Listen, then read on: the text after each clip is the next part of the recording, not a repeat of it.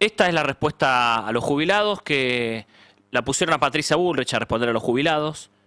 Ahora la que le va a responder es Alejandra Monteoliva, que es la nueva ministra de Seguridad, que va a seguir con la misma doctrina. Fajar a los jubilados todos los miércoles. El año que viene la película va a ser la misma. No darles aumento a los jubilados, no aumentarles un mango en el bono y además hacer esto mismo que vimos recién, que es fajarlos a los jubilados. Ayer nuestra compañera que está todos los miércoles ahí, Lula González, emitió un tuit en recuerdo a uno de los protagonistas de este año, que estuvo este año, que falleció ayer, Alfredo Millas, alias El Pato, jubilado, que fue gaseado, golpeado, bueno, cuenta ella intentando reclamar todos los miércoles. Ahí estamos viendo una foto, obviamente este programa está dedicado a la memoria de él, que falleció, uno de los jubilados que fue protagonista este año, El Pato, que siempre estaba todos los miércoles, seguramente los que están en las marchas los miércoles saben quién es y lo recuerdan, así que un abrazo muy grande a su familia y también gracias a Lula por tenerlo en la memoria. Este editorial no lo voy a cerrar yo,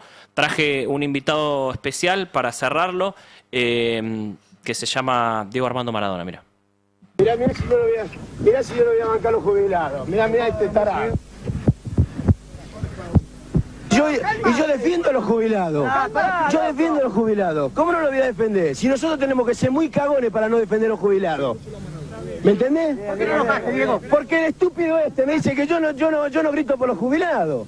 Pero ¿cómo no me voy a enojar, viejo? Pero a muerte estoy con los jubilados, ¿me entendés? Porque lo que le hacen es una vergüenza. Maradona igualmente, ellos intentaron caminar al lado suyo. Bueno, a muerte con los jubilados, el destape vamos a estar, estuvimos, vamos a ver también, vamos a seguir, el año que viene vamos a estar también con los jubilados a muerte, bien como decía Diego Armando Maradona, así que un abrazo a todos ellos. Y abro la mesa. Buenos días para todos. ¿Cómo andan? Buenos días. Buen día. ¿Qué mesaza? Mesaza total. Me pusieron espectacular. Acaba de hacer un anuncio Luis Caputo, es la novedad del día. Un poco anticipábamos en la semana que esto se estaba por venir, esta estrategia de gobierno. Algunos decían, es raro, che, con el riesgo país que no termina de bajar, que se haga este anuncio. Sí. Pero finalmente se hizo. La pregunta es, para un llano, no sé nada de economía, ¿qué anunció recién el ministro de Economía, Luis Caputo? A ver. Lo que anuncia Caputo tiene que ver con una salida para quienes compraron dólares, quienes se dolarizaron, para los bancos, para las organizaciones, para darles una tasa de interés en un bono de 4 años que va a pagar el próximo gobierno, sea el mismo color o sea otro color. Es un bono que termina en 2029. Se anuncia como la vuelta a los mercados internacionales. Como ya se ha anunciado muchas veces la vuelta a los mercados internacionales, y eso no es cierto porque es un bono con legislación local, es un bono pensado para el mercado argentino, no es un bono pensado para el mercado internacional. Si bien se suscribe en dólares, o sea, tenés que tener dólares para meterte y te van a pagar en dólares, bueno, no tiene que ver con que un bonista en Wall Street pueda comprar ese bono. ¿Y por qué eso lo es una llaman aclaración. internacionales? No es la primera vez que lo hace. Cuando hicieron el repo también dijeron es la vuelta a los mercados internacionales. Es algo que sienten que les da una legitimidad, como diciendo, bueno, pudimos resolver este problema que causó Caputo en 2018, digamos, sería como la vuelta a la Argentina para esos mercados internacionales, que se frenó a partir del 2018 y nunca más pudimos volver a entrar, pero todavía no estamos en ese camino y uno lee la licitación que se va a hacer el miércoles que viene y es claramente para bonistas locales. Sí, Fero. Cande, te quería preguntar, ¿esto es para los ahorristas, las personas comunes, laburantes que por ahí pueden ahorrar algo en dólares o es para grandes capitales? Mira, hay dos segmentos. Y perdón, te completo la pregunta. ¿Y para eso necesitas comprar dólar financiero? Porque viste que cuando compras dólar financiero no podés comprar el dólar oficial, digamos. Yo si hay algún ahorrista en dólares del otro lado... ¿Qué hacer con el aguinaldo? ¿No? Si no tenés deudas, por ejemplo, podés invertir el aguinaldo en el bono Hay de varias Toto. cuestiones acá, ¿no? Porque se habla del pago de un cupón del 6,5%, pero el precio final, o sea, para poder decirte cuál va a ser la tasa de interés final, hay que ver cómo le va en la licitación. El gobierno va a tratar de que sea una una tasa de interés menor al 10%, estoy hablando de una tasa de interés en dólares, es un bono que se suscribe en dólares. Hay dos segmentos, ¿no? Un segmento que tiene que ver con fondos comunes de inversión, que tiene que ver con montos más grandes, y ahí para entrar necesitas $50.000. O sea, no estamos hablando de pequeños ahorristas, sino más bien de fondos grandes. Y después hay otro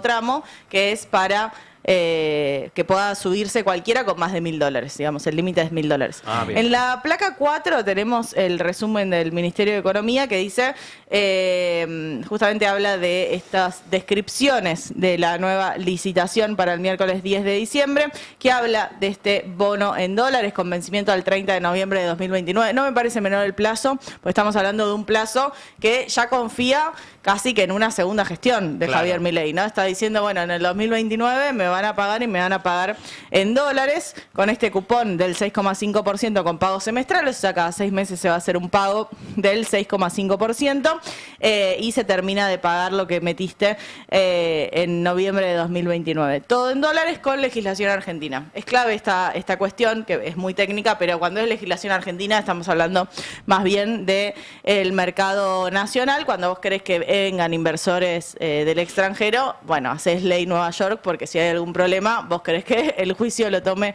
Estados Unidos y no la Argentina. Ayer Santa Fe emitió deuda de la provincia de Santa Fe a 8%, entiendo. Sí. Con otras condiciones, ¿no? Porque la provincia creo que tiene otra solvencia. Bueno, justamente iba a comentar eso. Hay una vuelta, si se quiere, no de la Argentina como país, pero sí de ciertas provincias en ese mercado internacional, y ahí sí son bonistas internacionales, sí se hace con ley extranjera. Entonces no es que no hay una vuelta, no hay una vuelta de los mercados internacionales a nivel nacional. Eso no hay. Y no hay porque tiene que ver con el riesgo país, y no hay porque evidentemente Caputo en esta negociación que tenía con JP Morgan, con Goldman Sachs, con este repo que iba a venir a cubrir el vencimiento del 9 de enero, bueno, o no había tanta plata o el costo era muy caro, entonces Caputo prefiere hacer esta licitación local pensando que, bueno, que como ganaron las elecciones y hubo un proceso de dolarización en el medio de esas elecciones, bueno, que esas personas, empresas, organizaciones puedan poner los dólares a rendir dentro del mercado local. Quiero escuchar al ministro de Economía, Luis Caputo. Vamos al tape 00, que habló recién, hizo este anuncio Caputo. A ver. ¿Lo tenemos por ahí? Está saliendo, ¿eh? Ahí está Luis Caputo, está por llegar. Está llegando Luis Caputo al destaque. Que hace muy poquito. Están fresquitas las declaraciones. El anuncio que fue en Casa Rosada, el Ministerio de Economía, una conferencia de prensa. A la mañana es con Laje. Es correcto. Debiera estar anunciándose en los próximos minutos, sí. Estamos volviendo con un bono a 4 años, a noviembre del 2029. Sí. Con un cupón del 6,5%, y es un dato importantísimo. Le explico a la gente por qué, porque habrás escuchado, como decías bien, el tema famoso que se está hablando de la acumulación de reservas. Sí. Bueno, primero diferenciemos lo que es compra de reservas de acumulación. No. Bueno, me están escribiendo ahí, ya me están escribiendo libertarios. Cosas que suceden, pero ya me están escribiendo libertarios, me dicen... es internacional porque cualquier inversor de cualquier parte del mundo puede suscribirlo. Sí, bueno, claro. Sí, obvio que van a venir a suscribir a una ley argentina. Con ley argentina. Sí, esto están diciendo en el entorno de Milei. Manga de vendehumo, ¿no? Decile a tus amigos. Ahora le voy a decir que es un vendehumo. Tal vez no se está escuchando el vendehumo pero no importa. En el tape 1 lo tenemos hablando justamente de este bono a 4 años, a Toto Caputo. Por ahí lo podemos escuchar, que da un poco más de definiciones sobre este instrumento financiero en particular. ¿Lo tenemos el tape 1? Bueno, no lo tenemos el tape 1. ¿Vuelve la Argentina al mercado de deuda en forma inminente? Sí, es correcto. Debiera estar anunciándose en los próximos minutos, sí. Estamos volviendo con un bono a 4 años. Bueno, sí, lo van a vender. De nuevo, si recapitulamos para atrás, no es la primera vez que dicen que Caputo vuelve a los mercados financieros de deuda. Lo hizo con el repo del año pasado. Hay una cuestión donde siempre salen a vender como diciendo, bueno, pudimos resolver este obstáculo de la Argentina. Esto querían hacerlo hace un año. Esto lo quiere hacer Caputo desde que volvió a la gestión pública y siempre está buscando un riesgo país abajo de los 400 puntos, que es algo que no sucede, que sería un riesgo país un poco más acorde con la región, ¿no? Con Latinoamérica. Hoy en día el riesgo país sigue arriba de los 600 puntos. Obviamente que vamos a saber si esta licitación es un éxito o no la semana que viene, digamos, cuando tengamos el resultado y entendamos si los inversores efectivamente apostaron a este bono, que por un lado los ata al dólar, o sea, si hay una devaluación, lo que sea, no sería complicado, pero hay un voto de confianza en decir, bueno, a mí en noviembre de 2029 me van a pagar y me van a pagar en dólares. Claro, tal cual. Acá el gran problema es que no hay reservas y que no compran reservas. Fue lo que le volvió a decir ayer el Fondo Monetario. Preparame el tape 3. Toto Caputo habló sobre esto porque la gran duda, y aparte ayer el Fondo Monetario le hizo un reclamo y es la gran pregunta de todos. Che, ¿va a haber reservas? ¿Vas a acumular reservas? Porque el 9 de enero es una fecha clave porque tenemos vencimientos por 4.200 millones de dólares. Lo responde Caputo y ahora lo debatimos en la mesa. Vamos al tape 3, a ver. Pesos que teníamos ahorrados por el superávit, era más lógico que los comprara el Tesoro. Está bien. Si vos te comprometiste a no emitir, entonces nunca va a comprar el Banco Central. Bueno, ahora, de vuelta, la intención es que el Banco Central, cuando te digo que el Banco Central vaya comprando de manera inteligente, sí. ¿A qué me refiero? A que el Banco Central vaya comprando en la medida que aumente la demanda de nuestra moneda. ¿Qué se gana con eso? Lo que se gana con eso es que esto no sea inflacionario. De vuelta, si yo mañana, si me diera mañana OpenAI y vendiera 25.000 millones, el presidente del Banco Central no quisiera mandar esos 25.000 millones al mercado, los tiene que comprar. Los compra, tiene que emitir 35 billones de pesos. Claramente no habría demanda para esos 35 billones de pesos. Entonces eso generaría inflación porque habría un sobrante de pesos enorme. Entonces ahí el Banco Central se vería obligado a ¿qué? A retirar esos pesos, a esterilizarlos para no generar mayor inflación. Y ahí volveríamos, Antonio, a los problemas que heredamos nosotros y que nos enorgullecimos de haber terminado, que es el déficit cuasi fiscal, los intereses que hay que pagar para retirar esos pesos del mercado. Entonces, ¿cuál es la única forma de poder comprar reservas sin que genere un costo financiero? Bueno, comprarlo a medida que la demanda de dinero aumenta. Entonces, cuando vos ves cuánto puede aumentar la demanda de dinero, simplemente mirando el presupuesto que nosotros ya mandamos, te da que el año que viene la base monetaria, la demanda de base podría crecer aproximadamente 25%. Eso manteniendo el ratio de base monetaria sobre producto. Y eso equivaldría a unos 7.000 millones de dólares. Pero hoy la demanda de dinero está en niveles muy, muy bajos. Todos los agregados están en niveles muy bajos. Están aproximadamente a un 60% de lo que ha sido el promedio de los últimos 18 años. ¿Qué quiere decir esto? Que la demanda de dinero podría, y probablemente es lo que vaya a pasar, crecería por encima de lo que es el ratio hoy que tiene con respecto al producto. Con lo cual, con que creciera un punto más, ya son otros 7.000 millones de dólares. ¿Qué es lo que vos podrías acumular de reserva? Entonces, tranquilamente podríamos acumular el año que viene entre 7.000 y 21.000 millones de dólares, dependiendo de cuánto se recupere la demanda de dinero. Es decir, que la acumulación de reservas no va a ser un problema. Después tenés que tener la contrapartida en el balance de pagos para que efectivamente haya la oferta de dólares para que puedas comprar esos dólares. Volvamos. Sí. ¿Esto es así?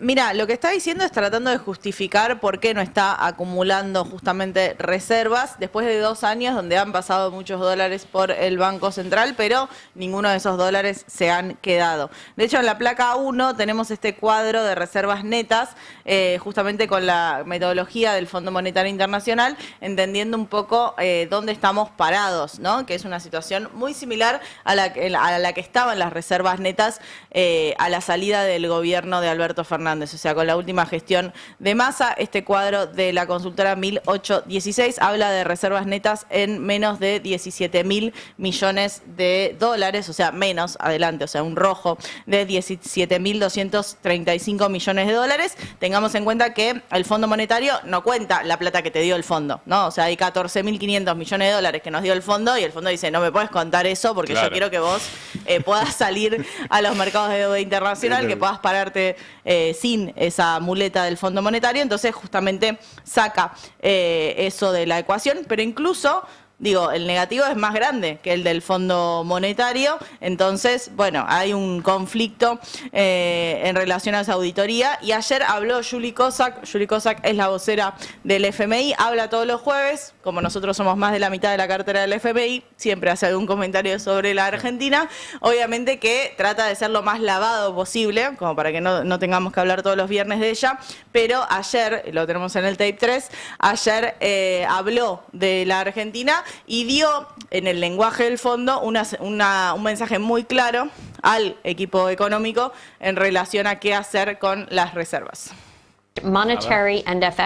Dice, las políticas monetarias y cambiarias necesitarán apoyar una ruta de acumulación de reservas más ambiciosa para construir amortiguadores adecuados en la Argentina. Esto ayudará a la Argentina a abordar mejor los choques y también ayudará a facilitar una vuelta al acceso de los mercados internacionales de capitales. Abogamos también por las reformas destinadas a mejorar la eficiencia y la equidad del sistema fiscal de la Argentina. Lo que está diciendo es, tenés que acumular reservas. ¿Por qué? Porque tenés que generar amortiguadores. Y no es menor la palabra amortiguadores, porque lo que te está diciendo es, no puedes estar siempre a la espera de que alguien te salve y que vengan dólares, sea de la cosecha, sea del fondo, sea de un repo, sea de lo que sea. Scott Bessent, vos necesitas tus propios dólares para poder amortiguar los efectos del ciclo económico. Me hago una pregunta urgente. ¿Llega el gobierno a pagar los 4.200 millones de dólares que le vencen el 9 de enero? Ya. Bueno, por eso hace esta licitación. Va a llegar. Si se suscriben, va a llegar. Digo, depende cómo salga esta suscripción, que por eso lo hace la semana que viene. Esos dólares, lo dice el propio tuit del Ministerio de Economía, dice el resultado de la licitación irá a cancelar parcialmente, o sea, tal vez esperan que sea un poco menos, el vencimiento de capital de los bonos que vencen el 9 de enero. Y tenés los 7.000 millones también que prometió de deuda de bancos internacionales. Eso no es que lo prometió, sino que dijo, a mí me están ofreciendo 6.000, 7.000 millones de dólares. Eso fue más una señal para los mercados como diciendo, yo la plata la tengo. Como ahora, cuando le pidió el WhatsApp a Fantino, ¿no? Acá tengo 20.000 millones de dólares. Te lo muestro. 30.000 millones de dólares me ofrece. Todo expectativa. Caputo es todo expectativas. Bueno, es un timbero, chicos. Yo no sé cuántas veces se lo tengo que decir. El mercado se maneja de eso. Se maneja así, pero Caputo es exageradamente eso. Me es inevitable escuchar a Luis Caputo y no acordarme de cuando lo bardeó a Ricardo Darín. Me viene inmediatamente las empanadas de Darín. Ricardito, es imposible. Un tono, Luis Caputo. Sí. Es terrible. Un tono que lamentablemente conozco muy bien. Ahora, el tema es una cosita. Estados Unidos ya parece que se corrió, ¿no? Esta visita de Scott Bessent cancelada y todo eso, parece Estados Unidos. Bueno, ya está. El tema Milei, por un tiempo lo dejamos de lado. Bueno, hoy lo querían en el sorteo del Mundial y Milei está acá. Sí, yo creo que ahí hay algo con el Chiquitapia, ustedes lo sabrán mejor que yo, eso no es economía. A ver, hay dos versiones. Una es que Milei, esta es la versión que da el gobierno, Milei no fue porque está enojado con el Chiquitapia y no se lo quiere cruzar en Estados Unidos. Hoy finalmente va a estar el sorteo del Mundial donde debió estar Milei ahí sentado en el palco junto a Donald Trump, pero decidió no ir. La otra versión es que está poco avanzado la firma del acuerdo comercial entre Argentina y Estados Unidos, entonces había una expectativa de ir hacia ahí y firmar, pero como finalmente esto está demorado y trabado, no fue. Pero si ahora Trump está más concentrado en acordar con Lula. Bueno, todas estas últimas Scott semanas Bessent demostró su enojo en una nota que publica Román Lechman, que tiene muy buenas fuentes en Estados Unidos, la publicó en el portal Infobae, donde dice que Scott Bessent finalmente ahora, como Milei no fue a Estados Unidos, no va a venir a la Argentina. Claro. Había una idea de que Scott Bessent venga a Argentina antes de fin de año, filtró su enojo a través de una nota en Infobae. Fuerte. En el gobierno ayer me decían, no, es una operación, Lechman no habla con Scott Bessent. Claro, igual si te opera Infobae tiene buena data de Estados Unidos. Lo dijiste vos, no lo dije yo. Sí, exactamente. Entonces hay un enojo en el gobierno. Ya me descartaron que Milei vaya a viajar a Estados Unidos hasta el fin de año. Ya está, obviamente. Ya no. Bueno. Este año no va a ir, ya no queda tiempo igualmente. Sí. Así que lo patearon para el año que viene. Algún tipo de viaje de Milei a Estados Unidos y ver cómo avanza finalmente el acuerdo comercial, que evidentemente está trabado. El acuerdo comercial siempre, no es que estuvo trabado, pero siempre tuvo un sendero más lento, ¿no? Claro. Y dentro de las prioridades que tiene Estados Unidos en esta disputa de arancelaria, de guerra comercial, de si sigue, si no, digo, Argentina en ese contexto es muy baja la prioridad que tiene para Estados Unidos, porque no somos una economía que le provee mucho, porque no somos una economía estructuralmente deficitaria con Estados Unidos. De hecho, en los últimos meses fuimos superavitarios, le vendimos más de lo que le compramos. Entonces, digo, es lógico que se demore eso, por más que el gobierno le gustaría tener algo para anunciar mañana. Después, en cuanto al salvataje de Scott Bessent, fue Redrado el que dijo esta semana, Redrado, que también tiene muy buena comunicación con Estados Unidos,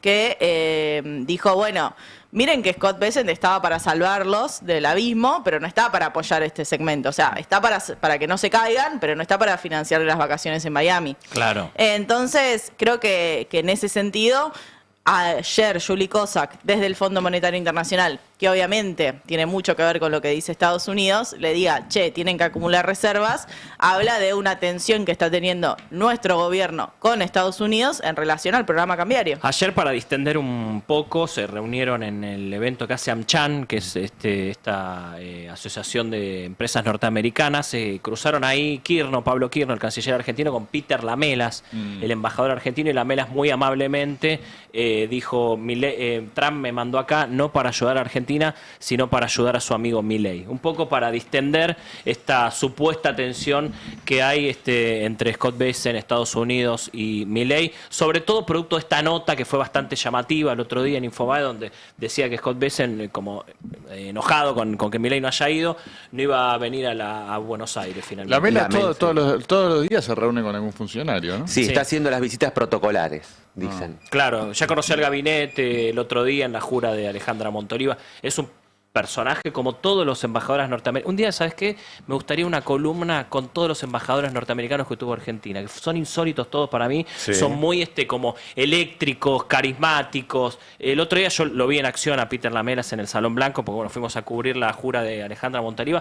Es un personaje también así, no sé, me acuerdo de James Chick en su momento. Chick, bueno, Stanley también era un personaje. Stanley era un todos Ese no hablaba español, ¿no? Encima. No hablaba Lamelas habla muy bien español. Sí, habla. De hecho, tuvimos ahí un encuentro muy cortito con Lamelas, los periodistas acreditados en Casa Rosada, y nos consta que habla muy bien español, tiene descendencia latina, él tiene también familia que por eso habla bien español, pero sí, realmente. Y prometió que iba a trabajar para que viniera Trump a la Argentina también. Sí, también contó eso, reveló que iba a venir Trump. Esto igual lo viene prometiendo el gobierno hace un tiempo ya, que Trump puede llegar a venir a la Argentina. Por ahora es un stand-by, por ahora veremos. Todos los embajadores dicen eso, ¿no? Y sí. Sí, más bien. Voy a hacer lo posible para que el presidente venga acá. A veces más si te llamas Lamelas. Sí.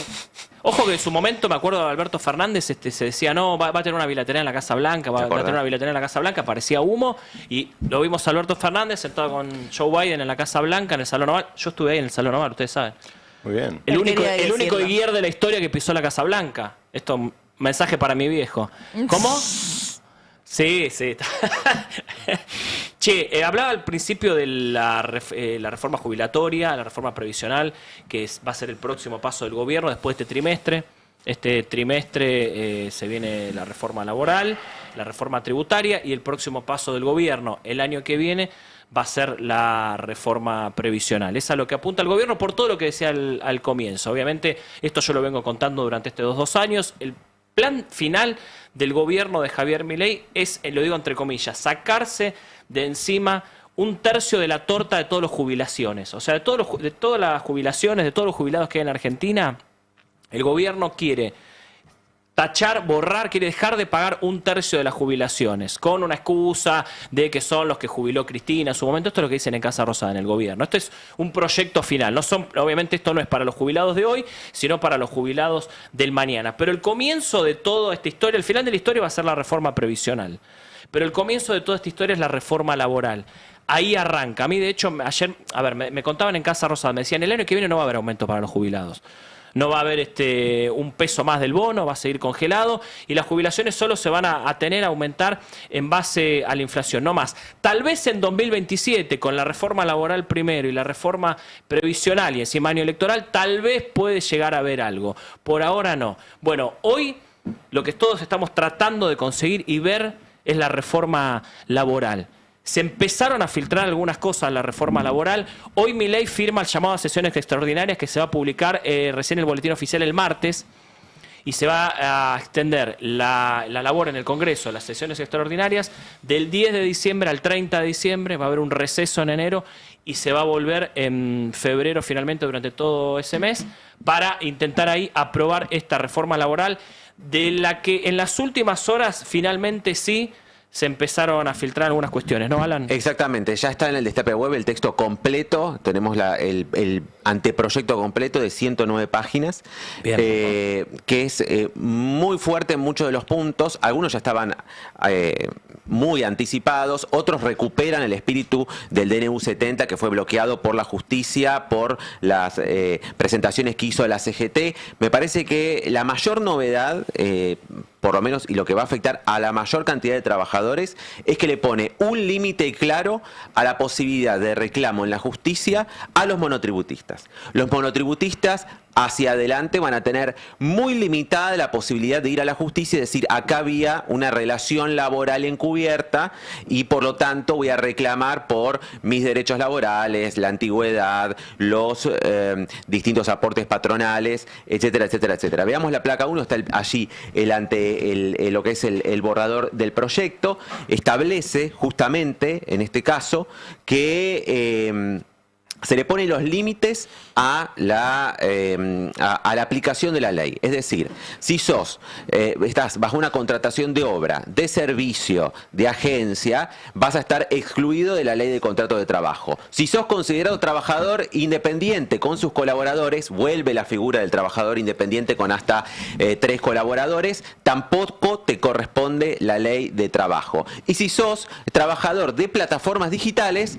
tampoco te va a corresponder ir a la justicia a reclamar por la ley de contrato de trabajo. Esto está en su segundo artículo. O sea, esto es para cubrirse básicamente para cualquier tipo de juicio laboral y demás, ¿no? O sea, sí, la idea la interpretación es que lo que hace es recorta la llamada industria del juicio, imposibilitando que un trabajador pueda presentarse ya a, en este caso, litigar. ¿Y dónde se presentarían a litigar? No se puede presentar a litigar, porque lo que dice la ley es que si vos estás bajo una contratación de servicio, si sos un trabajador independiente, si vos aceptaste esa figura, ya está, ya aceptaste que no te va a cubrir la ley. Exacto.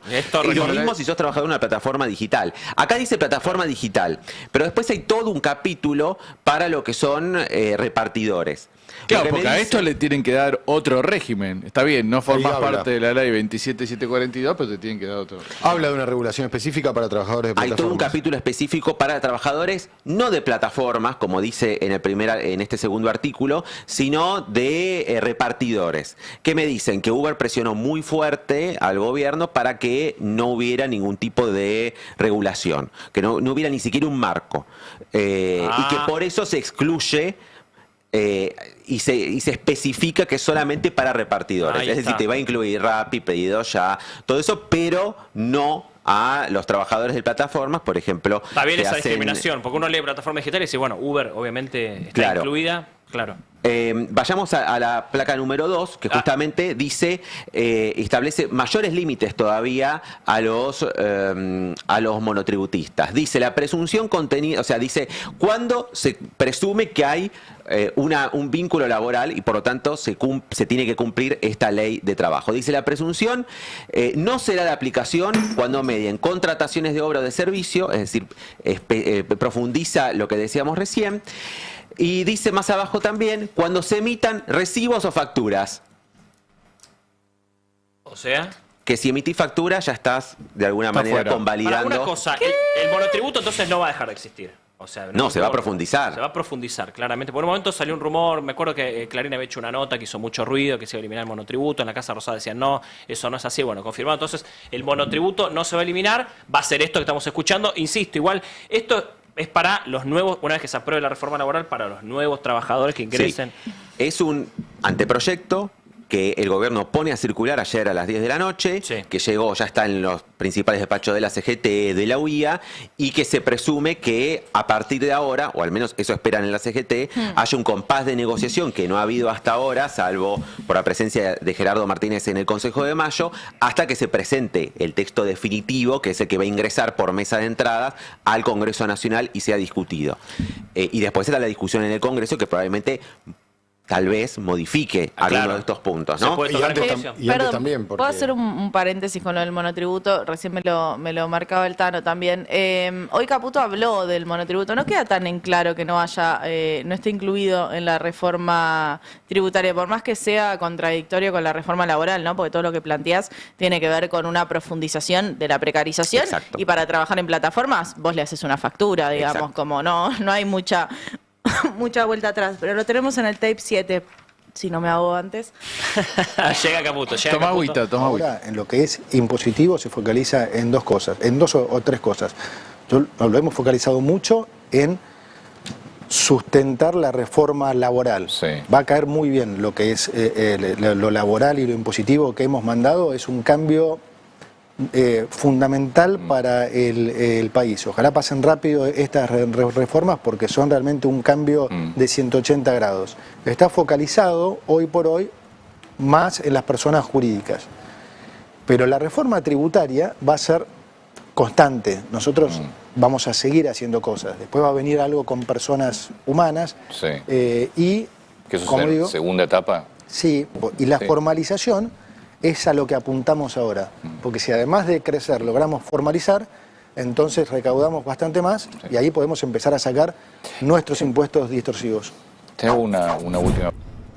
¿Ves que dice que después van a avanzar con las personas? Bueno, no sé, igual no sería la primera vez que Caputo miente, ¿no? Pero dice como, bueno, por ahora no, pero después vamos a avanzar en regularizar, digamos, este tributo de las personas. Es que el concepto en el cual trabaja el gobierno es que esto va a blanquear el sistema laboral, porque requiere más aportes el sistema laboral para más adelante, mucho más adelante, llevar a insistir con la reforma previsional. El sistema previsional se va a sustentar o se tiene que sustentar de acuerdo a los aportes que hagan los trabajadores en actividad. Veamos el punto número 3, también la placa número 3, que dice que se pueden cambiar las condiciones laborales si el empleador lo desea. Facultad de modificar las formas y modalidades del trabajo. El empleador está facultado para introducir todos aquellos cambios relativos a la forma y modalidades de la prestación de trabajo, en tanto esos cambios no alteren modalidades esenciales del contrato ni causen perjuicio material ni moral al trabajador. Ese es el límite. Ojo. Un perjuicio material o moral al trabajador, por fuera de eso se pueden modificar las condiciones laborales. Ahí abajo dice, cuando el empleador disponga medidas vedadas por este artículo, al trabajador previa intimación y si ésta fuere desoída, le asistirá la posibilidad de considerarse despedido sin causa. Hermoso, la verdad divina. Recordemos, estamos leyendo extractos de la reforma laboral que se filtró hace algunas horas. El gobierno la va a presentar el 9 de diciembre, la semana que viene, ya para meter el temario dentro de las sesiones extraordinarias. No, aunque parezca obvio, es un proyecto que tiene que, como decía Alan, pasar por un montón de, digamos, situaciones intermedias, de revisaciones previas aún a que llegue al Congreso y después se va a discutir. Es decir, que quizás esto es lo que quiere el gobierno, no necesariamente lo que termina siendo, ¿no? El enunciado es amplio, ¿no? Porque ahí dice, bueno, el empleador puede cambiar las condiciones de trabajo. Muy vago, muy vago. Claro, siempre que no sean esenciales. Bueno, ¿y quién determina el qué es esencial y qué? Después vienen las reglamentaciones, ¿no? Después viene la reglamentación. Limita fuertemente el derecho a huelga. Eso está prácticamente igual que en el DNU 70, que establece un sinnúmero de actividades esenciales, entre las cuales los medios de comunicación están incluidos, para limitar hasta el 70% la actividad, para garantizar 70% de la actividad. Eso se insiste con ese punto. Eso es clave aparte, el tema de la esencialidad es clave. Prácticamente todas las actividades pasan a ser consideradas esenciales en distinto porcentaje y en función de eso, insisto, hasta un 75% de actividad es la que tiene que estar garantizada. Ahí la única excepción es paro general. Un paro general, nacional, ahí sí se puede llegar a avanzar con medidas más fuertes, pero todo lo que es por empresa o por rubro está muy limitado en este proyecto. Es que si no también. van a tener que cambiar la Constitución, que claramente dice, si no tiene que ir directo contra el derecho a huelga, digo, claro, porque es exactamente lo mismo. La placa número 4 es las formas de remuneración, y allí me parece importante porque vieron que salió esta semana el dueño de Piegari. Sí. A cuestionar un fallo laboral. Bueno, aquí este artículo casi que tiene su nombre, o que está hecho en función de este caso, la placa número 4, que dice que justamente que en ningún caso las propinas podrán ser consideradas como remuneración, aun cuando por los usos y costumbres de determinadas actividades sean habituales. Porque en este caso, el empleado, el juez en realidad había calculado también las propinas del empleado, y por eso decía el dueño de Piegari que la indemnización era exorbitante. Claro, hubo un fallo hace algunos días de la justicia sobre el caso de un mozo trabajador que laburó creo que 28 años en Piegari, que es un restaurante. Yo nunca fui, pero parece que hiper mega paquete. Claro, eso. Paquetón ahí en la Recoba de la 9 de julio. Mira cómo sabe Fero Soriano. Pero sí, van muchos políticos ahí. No, contá, sí. Y que lo echó en la pandemia al Claro, tipo. lo echó en la pandemia, bueno, hubo un fallo, un juez que, bueno, ordenó una indemnización que según el dueño de Piegari era altísima porque justamente calculaba entre ellos las propinas. Sí, este párrafo parece que como si vendría todo atado, ¿no? La noticia y ahora este párrafo que, como bien dice Fedor, esto hay que recalcarlo. Esto es lo que quiere el gobierno. Claro. Y te digo, no solo el gobierno, los radicales también, digo, esto no lo impulsas porque parece que parece que solo Milei quiere esto, los libertarios o Sturzenegger. Le preguntás a Martín Tetaz y te dice, no, es buenísima. Además, iría más a fondo todavía Martín Tetaz. Digo, porque esto lo impulsó mucho el radicalismo en los 2 años previos de Milei, donde no pudo ir muy para adelante con la reforma laboral, porque hubo obviamente negociaciones por abajo, subterráneas, hubo algún tipo de relación con la CGT que frenó en parte esto hasta ahora. Y no solo el gobierno, digo, hay mucho del espectro político de la sociedad que impulsa esto. Digo, no es solo el gobierno. Hay que ver cómo termina esta discusión en el Congreso, hay que ver cómo negocia la CGT con los diferentes actores de la sociedad. Sabemos que la CGT de alguna manera se está moviendo, poco, pero se está moviendo, con gobernadores, bueno, con personas de la política. Hay que ver cómo termina esta historia. Dicen que va a terminar en febrero, que se va a aprobar en febrero. Bueno, vamos a ver qué pasa. Hay un consenso nacional, me parece, de que una reforma laboral es necesaria. Ahora el tema, donde no está claro, es qué puntos hay que modificar o hacia qué sentido. Allí es donde empieza la discusión. Por eso, hasta ahora no había texto, había como algunas ideas dando vueltas que el gobierno filtraba. Una vez que aparezca el texto, vamos a empezar a conocer las posiciones más concretas y más claras, ¿no? Y seguramente va a haber una discusión muy, muy, muy profunda, me parece, porque son demasiados puntos, son más de 100 hojas de proyecto y va a haber mucha discusión, como fue como con la ley bases y con el DNU 70, me parece que vamos a ir hacia un debate en ese sentido. Bueno, se mete con las vacaciones también. No, en serio, dale. No me jodas. Placa número 6. Es viernes, me quiero ir tranquilo, fin de semana. No, placa número 5. El lunes es feriado. Vayan cancelando, lo que tengan, las reservas que tengan, vayan cancelando. Se pueden dar entre el 1 de octubre y el 30 de abril. La fecha deberá ser notificada con 45 días. Pero escúchame, en mayo, Santa Teresita. Yo me voy en mayo en general. Claro, acá Fero, mira, escucha, acá tenés Alan Longhi, Fero Soriano se me va en mayo. A mí me voy de vacaciones en mayo de vacaciones, ¿no puedo? Entonces ¿ya? La concesión de vacaciones en periodos distintos, pero podrá ser determinada cuando así lo justifiquen las características especiales de la actividad. O sea, no. Bueno, cancelado Río de Janeiro en mayo, no nos vamos a ir. Fero. También podrá... Claro, pues si sos heladero, ¿qué haces? Claro, no te podés. tenés que inaugurar, hacer temporada. El trabajador podrá convenir el fraccionamiento del periodo de vacaciones, ¿sí? Con un mínimo de 7 días. ¿Y las vacaciones de invierno con los pibes cómo hago? ¿Dónde lo dejo al pibe? Tano, ¿dónde lo dejamos al pibe? Terminaron las vacaciones de invierno, no hay más, flaco. ¿Cómo tenés que hacemos? laburar. ¿Vacaciones de invierno? Tengo que laburar. No, tampoco. Ya está. No tenés que tener hijos, de hecho, como Milei. Sí, la parte de la reforma a favor de los trabajadores, esa viene aparte. Hay una separata. No seas comunista, no seas comunista. Claro.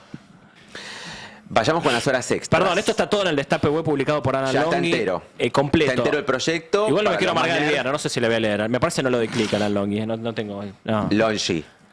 Ah, verdad, comemos de eso. Por sí. favor, entren al Destape Web, compartan compartamos la nota. La jornada del trabajo, a ver, es la placa siguiente, y las horas extras. Dice, el empleador y el trabajador podrán acordar voluntariamente un régimen de compensación de horas extras, de horas extraordinarias, el cual deberá formalizarse por escrito. ¿Sí? Se podrá disponer un régimen de horas extras, banco de horas, francos compensatorios, entre otros institutos relativos a la jornada laboral. Este es el famoso banco de horas del que venimos hablando hace algunas Podrá semanas. ser pactado por el empleador con la representación sindical de la empresa, deberá respetar los descansos mínimos legales. ¿Sí? Todavía hay descanso. Descanso mínimo. Hay mínimo. ¿Un qué? Descanso mínimo de 12 horas. O sea, el día tiene 24. ¿Cuánto es el descanso mínimo? 12 horas. Ah, está bien. O sea, podés trabajar 12 horas. Más de 12 no. Más de 12 horas no, en un trabajo. Claro. Acá Fero me dice que labura más de 12 horas. Dice además, justamente entonces, amplía el horario laboral, la jornada laboral, hasta 12 horas. Y esto lo había desmentido el gobierno. ¿Te acuerdas cuando salió publicado? Mariano Martín lo publicó. Tenés razón. Sturzenegger dijo, basta de publicar. Eso es verdad, es cierto. Lo que dicen es que en realidad no es que extiende la jornada laboral, sino que no puedes o sea, dicen lo mismo. Lo dicen de otra manera. Dicho de otra manera. Esta filtración reivindica a Mariano Martínez, que lo bancó Mariano Martín durante todos estos meses, lo desmintió Sturzenegger, salió todo el gobierno a desmentirlo Mariano Martín. Señores, Mariano Martín tenía razón, se viene Pablo Zanahoria después de que escucharlo. Mariano Martín, que seguramente va a decir, vieron, yo tenía razón, seguramente. Proceda, Alan Longi. ¿Qué más? Indemnización, ser, ¿hay algo entonces, así? 12 horas, jornada laboral, puede ser descanso semanal de 35 horas. ¿Sí? Se pueden calcular de dos maneras. Se podrá utilizar el banco de horas de modo de compensar la mayor jornada de algún día con la menor de otro, siempre y cuando no se supere el máximo legal. Claro. Esto es, en la UIA gusta mucho, porque es el fin de las horas extras. Claro. El hecho de que a vos te puedan extender la jornada laboral un día y reducírtela al otro, implica que no tienen que pagar más horas extras. Exactamente, hay mucha gente que basa su ingreso en las horas extras, que a lo mejor no llegaría a fin de mes, o le costaría mucho llegar a fin de mes, o igualmente no llega a fin de mes, pero bueno, por lo menos tiene unos mangos más adentro y en las horas extras paga cuando te las pagan. Si vos la podés compensar, solamente ganás tiempo, un día, pero si no tenés un mango, ¿qué vas a hacer con ese día? Nada. Gusta mucho la esclavitud en la UIA, ¿no? Sí. Ahora en unos minutos, Cande, vamos a repasar qué está pasando con la industria, porque venimos de varios... Rapalini ayer salió a hablar, ¿no? El titular de la UIA dice, no están vendiendo nada a ninguna empresa, cierran todos los días fábrica y el problema para él es la reforma laboral. Sí, es un desastre. Ahora vamos a ver porque, a ver, en los últimos días hubo muchos casos de empresas que cierran, que suspenden trabajadores. Vimos el caso Whirlpool. En unos minutos Cande nos va a traer este número sobre lo que está pasando en la industria argentina, pero quiero seguir con el tema de la reforma laboral. Indemnizaciones. Yo quiero saber qué pasa con las indemnizaciones. Bueno, establece un tope claro. Primero, las vacaciones y el aguinaldo ya no se toman más como forma o como base del cálculo. Hay un límite también que son 3 salarios máximo promedio del convenio colectivo y tiene un mínimo que es el 67% del salario. Es decir, establece un piso y un tope a lo que se pueda calcular respecto a la indemnización. Esto es fuerte, esto para mí va a cambiar porque todo. Hay 2 ítems que ya desaparecen, que estaban incluidos a la hora de calcular la indemnización, insisto, son las vacaciones y el aguinaldo. Mantiene el hecho de que la antigüedad, que por año trabajado te corresponda un sueldo que has tenido, pero también te pone un límite que es el promedio del convenio colectivo en este caso. Entonces, ahí va a tener que resolver el juez. El principal problema que marcan las empresas es el del cálculo de las indemnizaciones y la actualización, sobre todo, que se da de manera discrecional en la justicia laboral. Esto es algo que, la verdad, la ley o este proyecto me parece no lo va a poder cambiar porque es una cuestión, insisto, que es de la justicia, de cómo los jueces aplican la ley. Acá quieren ponerle un techo. Yo veo difícil que se pueda salvo aplicar. Que empiecen a derogar acuerdos marco, digo, porque, a ver, muchos gremios y muchos sindicatos tienen acuerdos hechos que son ley. No sé, a mí se me viene solamente el estatuto del periodista, pero hay un montón, digo. Creo que los laburantes de la televisión también, digo, todos tienen un acuerdo donde ahí se habla de las indemnizaciones, se habla de cuánto se labura por día, se habla de las vacaciones y demás. Eso va a chocar con nuestra reforma laboral. Salvo que empiecen a derogar o a tirar abajo o a declarar, no sé, ilegales o inconstitucionales todos esos acuerdos que hay entre el sindicato o los gremios. Bueno, hay algo de eso. Bueno, por eso. Evidentemente sí, porque si no va a ser un lío, digo, todo se va a trabar en la justicia. Recordemos que el decreto 70-2023 en la parte de la laboral se frenó en la justicia. Ahí sí la justicia lo frenó. Aparte, por lógica, siempre tiene que ser para los nuevos empleados, ¿no? Sí, eso sí. Quiero que es para adelante. Va a ser para adelante, pero igualmente en un momento va a chocar esto. Nada, va a haber mucho debate en la justicia sobre esto. Mucho debate en la justicia. Ya está habiendo mucho debate entre los abogados laboralistas. Claro. Así que imagínate lo que se viene. Establece también respecto al punto por la inflación, siempre también se daba... es muy arbitrario el cálculo que uno puede tener de una indemnización, justamente por lo que tardan los juicios, lo que es también la desactualización que generan los altos procesos inflacionarios. Acá lo que dice es que el máximo va a ser, que se tiene que calcular, es el IPC, o sea, la actualización se calcula de una indemnización por IPC más un 3%. Claro. No, va a cambiar todo, va a cambiar todo. Insisto, obviamente, esto una vez que se apruebe, así es que se apruebe tal cual así, si se aprueba tal cual así, esto correrá para los laburantes que ingresen a un nuevo trabajo y que acuerden con el empleador este tipo de acuerdos, los que ya están en un laburo hace muchos años. Esto obviamente le va a correr lo ya anterior, como cualquier ley, obviamente, pero esto claro. Vale explicarlo para que el de afuera lo entienda. A lo mejor vos que laburás hace 20 años en una empresa, digas, bueno, me siguen correspondiendo los derechos de ahora. No te van a cambiar las condiciones porque la ley no es retroactiva. Salvo que vos firmes una papeleta donde te digan, el empleador te diga, che, vamos con la nueva reforma laboral, firmame esto, pusiste el gancho y estás en el horno. Pero bueno, insisto, como bien decía Fero recién, esto se va a debatir, se tiene que debatir, el gobierno obviamente está rosqueando para que salga, vamos a ver si sale, es clave en comisión qué pasa, porque ahí se pueden hacer los cambios que finalmente van al recinto. Va a ser interesante saber quiénes integran la comisión de trabajo en el Congreso. Ahora está todo en revisión con la nueva composición. Seguramente la Libertad Avanza va a tener mucho peso porque obviamente es primera minoría. Martín Menem tiene más poder ahora, va a poder presidir ese tipo de comisión. Va a ser clave, va a ingresar por el Senado, me decían. Aparece mucho el 3% en el proyecto. Ay, la Mucho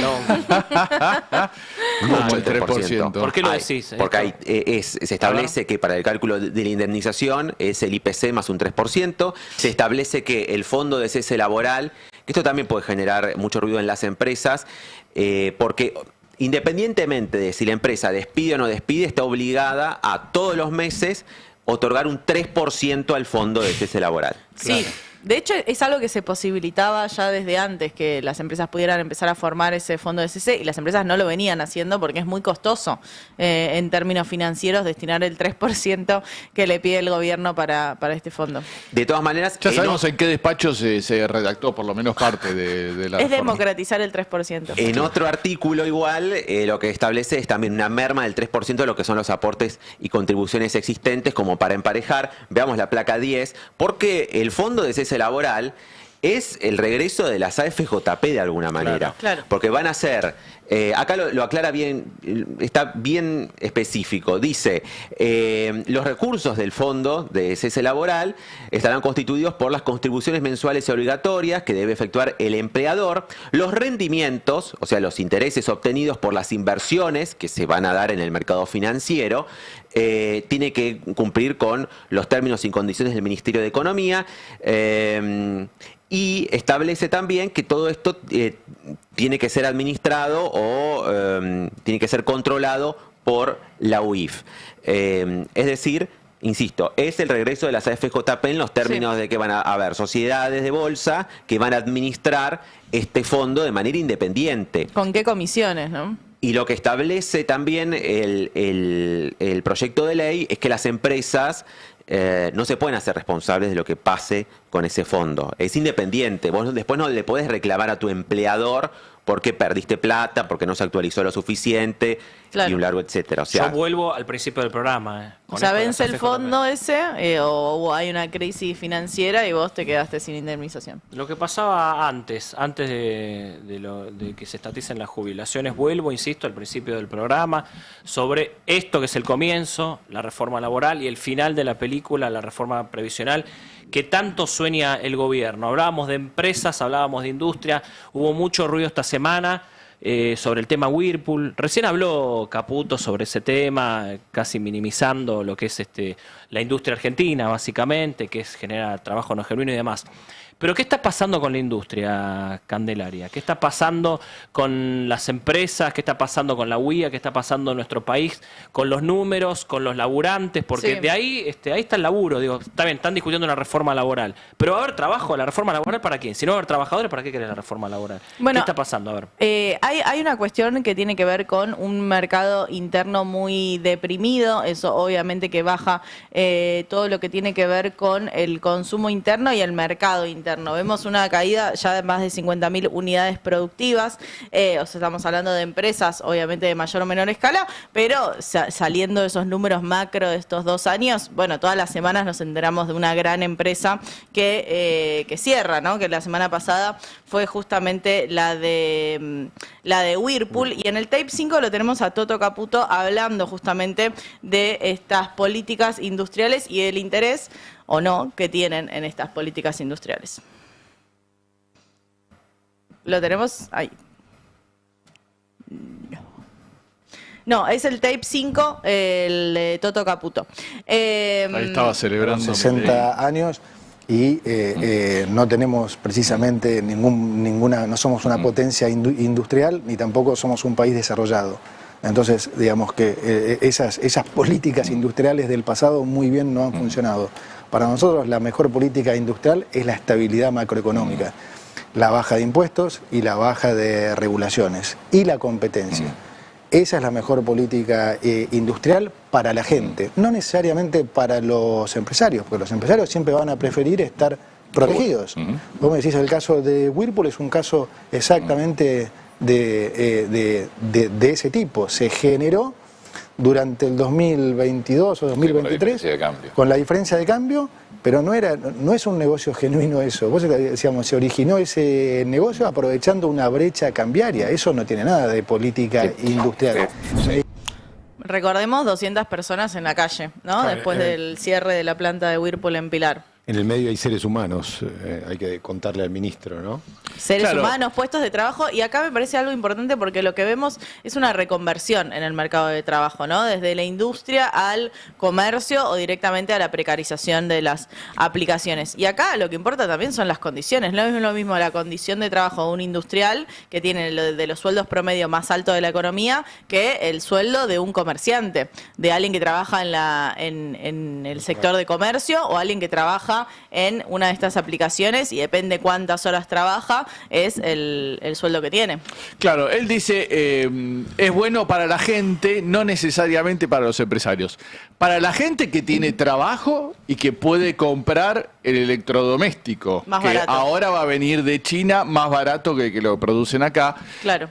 Ahora, para el que no tiene trabajo y ahora se encuentra con 200 familias más que están en la calle y tienen que competir por conseguir un trabajo, es una muy mala noticia lo que pasa en Whirlpool, ¿no? Y además el modelo de país que estás haciendo, ¿no? En general, o sea, no eso que podía ser un valor agregado, ¿no? Un producto de valor agregado argentino, lo estás perdiendo y estás comprando productos del exterior también, ¿no? El trabajo del exterior. Es que ahí está la clave, ¿qué modelo de país? O sea, el modelo de país es uno donde vos tengas bienes mucho más baratos porque los importás directamente, eso te destruye tu industria y en esa destrucción de la industria sacás a las personas a competir en un mercado laboral que no está dando oportunidades. Entonces están los que se van a las plataformas, están los que se van a buscar un laburo al sector de comercio, digo, a quienes venden estos productos importados y toda esta reconversión más bien financiera financiera, no tanto con lo que veíamos en esta vuelta a las AFJP en los fondos de cese, pero también en la economía en general. Acá Fer Alonso me pasaba que le está yendo muy bien a los bonos en el mercado y eso se lee como, bueno, se recibió bien, por más que esto no sea la vuelta de la Argentina a los mercados financieros internacionales, se entiende que es un paso hacia esa dirección, que sería, si es una buena licitación, entonces un paso a bonistas que están confiando en que el próximo gobierno también va a pagarles ese bono en dólares en noviembre de 2029. Y bueno, una economía que se reorienta, que se transforma y que va cambiando estructuralmente hacia ese horizonte menos industrializado, con trabajos de menor calidad y con un foco fuerte en la valorización financiera. Digo, si lo quieren ver más fácil, vean Plata Dulce este fin de semana y van a ver que es como una vuelta a ese tipo de país. Está gratis en YouTube, Plata Dulce. Está gratis en YouTube, sí. Sé que la pueden ver tranquilamente. Hoy se anunció entonces, decíamos, este festival de deuda nuevo de Luis Caputo, pero está pasando algo llamativo con la provincia de Buenos Aires, donde el gobierno de Milei de alguna manera quiere prohibir que la provincia tome deuda. No estamos hablando de un gobierno endeudador que quiere prohibir... No, es que no entendés. Hay deuda buena y hay deuda mala. Era eso, claro. Parece que están todos escandalizados porque la provincia de Buenos Aires va a tomar deuda cuando están tomando deuda las provincias, cuando están tomando deuda la nación, pero hay una deuda que es mala. Esa es muy mala. ¿Pero por qué es mala? ¿Qué dice el gobierno? ¿Qué pasa ahí? Empezó una operación desde ayer en los medios oficialistas, empezaron a recibir mensajes en los celulares, ahora lo vamos a ver, donde le decían... pasó mucho en La Nación Más, ahora vamos a ver el tape 1. ¿Esto es metafórico o es cierto? O sea, es real. Es real, recibía mensajes, porque lo leía de acá. El gobierno está diciendo que no va a avalar la toma de deuda de la provincia de Buenos Aires. Vamos a decir que, bueno, cuando una provincia sale a los mercados, tiene que recibir un aval del Ministerio de Economía y del Banco Central. Entonces, claro, de última... queda supeditado. En realidad es un trámite casi burocrático, vamos a decir, técnico, pero lo quieren convertir en una cuestión política, claro, ¿no? A ver, vamos a ver el tape 1, como lo empezaron a operar desde ayer a la tarde en La Nación Más. A ver. La Nación no va a aprobarle endeudamiento a Kicillof que exceda la cancelación de deudas. Muy importante. Lo que sea déficit fiscal no se lo va a aprobar. Y te digo más, no solamente hubo repartija de cargos en el VAPRO, en los consejos escolares, con papelitos que se pasaban en los teléfonos repartiéndose los lugares. También hubo un 8% de esa deuda para repartirlo entre los municipios. Es un escándalo. Claro que sí. Ahora ¿Por qué es un escándalo que le den un fondo a los municipios? Algo que se hace desde siempre. No, además, aparte de eso, los intendentes son intendentes que de le van hecho, es una garantía de que esa plata del endeudamiento va a tener un destino específico y va a ir a los municipios, que en definitiva es ir a los ciudadanos de la provincia que tienen que compensar el recorte que están teniendo de nación. Y los intendentes lo van a hacer obras en sus municipios. ¿Cuál es el escándalo? No entiendo. Que le van a dar plata a Kicillof para que lo vuelvan a votar. Claramente es un... El escándalo es que le den una mina de oro al gobernador de Catamarca por romper el bloque. Eso sería un escándalo en caso de que se llegue a concretar, como parece que... ¿Sabes qué me dijeron en Casa Rosada esta semana? A Jalil le vamos a cumplir con todo. Bueno, entonces eso sí sería un escándalo. Y se portó bastante bien. Eso sí sería un escándalo. Pareja, bueno, ayer me decían en la provincia de Buenos Aires que obviamente tuvieron que forzar esa sesión en la madrugada del jueves, porque si no venía el recambio de la legislatura y ellos tenían que empezar la negociación de cero, claro, con otra oposición, con otros legisladores con los que no tienen todavía ningún vínculo, y que si iba a ser todo mucho más largo, ya tenían la experiencia del año anterior, donde no le aprobaron, y entonces iba a volver más difícil, pero que Sebastián Pareja, que sabemos que es ahora un poco el jefe de la Libertad Avanza en la provincia de Buenos Aires, o uno de los jefes. Disputado, sí, se están disputando a ver quién es el interlocutor con el peronismo en la provincia de Buenos Aires, que es el que manda, básicamente, y ahí se lo están disputando entre Karina Milei y Santiago Caputo, a través de Sebastián Pareja, que es el enviado de Karina Milei en la provincia de Buenos Aires, que es diputado nacional, y Agustín Romo, que es el alfil de Santiago Caputo en la provincia de Buenos Aires. El otro día se difundió una foto donde está Agustín Romo con Facundo Tinanelli hablando. Sí. Facundo Tinanelli, el número 2 de Máximo Kirchner, pero digamos, Sí, es el jefe referente del bloque. de la Cámpora. Es el jefe del bloque de Unión Popular. Exactamente, que obviamente eso le sirve de alguna manera al caputismo, a la gente de Santiago Caputo, para mostrarse como el interlocutor ante el poderoso peronismo de la provincia de Buenos Aires.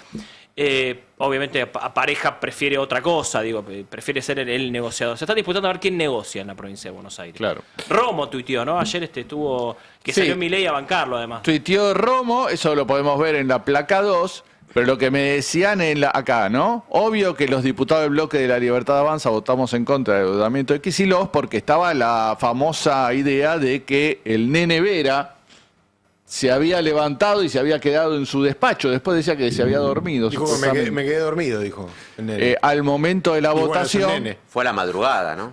fue a la madrugada, en el momento de la votación. Después apareció su firma en el voto, pero después que ya se había aprobado. Ramón Nene Vera, que es un operador de Sebastián Pareja, que tiene un currículum espectacular, un histórico operador del peronismo en la provincia de Buenos Aires, que es libertario, bueno, y que puso a su hija como diputada nacional, la nena Vera, que juró el otro día, es espectacular. Bueno, obviamente se filtró esto, que no... Igual, la firma está ahí. Se pudo haber quedado dormido, pero igualmente la firma Sí, está. después la firma estuvo porque, bueno, ya estaba aprobado. Porque lo ¿no? que dicen es, ojo, no bajó y posibilitó el quórum de alguna manera, porque cuando hay un ausente vos necesitas menos diputados. Claro, porque eran 2 tercios. Entonces Si a hay lo mejor menos... después bajó y votó en contra. Claro, pero no si hay estuvo un 2, voto clave. son 2 tercios, si hay menos presentes, necesitas menos para llegar a esos 2 tercios, ¿no? Sí. Vamos a ver el tape 3, donde decía Sebastián Pareja, lo que me contaban en la gobernación era que Pareja ya les había mandado un mensaje a través de algún interlocutor diciéndole, miren, que cuando llegue la nueva legislatura vamos a poder negociar, ¿eh? No crean que no le vamos a aprobar el endeudamiento, estamos abiertos a conversar. O sea, en realidad Pareja no era que no quería que se negocie, sino que quería que negocien con él. ¿Te digo algo? Y en todo caso, si había algún cargo para recibir, que lo recibiera alguno de él. Hay un mito que está dando vueltas en la Casa Rosada. Hay un mito que está dando vueltas, que dice lo siguiente. La Cámpora está con Santiago Caputo y Pareja está con Kicillof. Es un mito, es algo que está dando vueltas, es incomprobable esto, pero como que la Libertad Avanza juega de alguna manera la interna del peronismo para su lado. Como que de alguna manera se da esto, es un mito. Te digo algo más igual. No sé si es cierto o no, pero es un mito que está dando vueltas incluso en la Casa Rosada. El caputismo es la Cámpora y el parejismo es el kicilofismo. Digo, de alguna manera sí lo dice. Que la Cámpora tenía, o el sector de Cristina tiene diálogo abierto con el sector de Caputo, eso es un Eso es hecho. cierto, a mí me consta, Y sí. están, sé que hay preocupación porque, bueno, con el reordenamiento que hubo interno después de las elecciones en la Casa Rosada, están viendo cómo hacer para llegar a Karina o al otro sector que es el que hoy parece que tiene poder. Bueno, Escuchamos a Pareja, vamos en la línea de Cristina Pérez, ¿no? Porque recibían mensajes parecidos. A ver, vamos a mensajes escuchar o papelitos, porque no es lo mismo recibir papelitos que celulares. Sos creo de WhatsApp. ¿De qué color Son el WhatsApp. papelito? Vamos al Confirma, a ver, chicos. 3.695 millones de dólares. Bueno, a ver, varias cuestiones para hablar con Pareja. Primero, Sebastián, gracias por venir. ¿Esto tiene que ser convalidado por el gobierno nacional o no? No lo vamos a convalidar.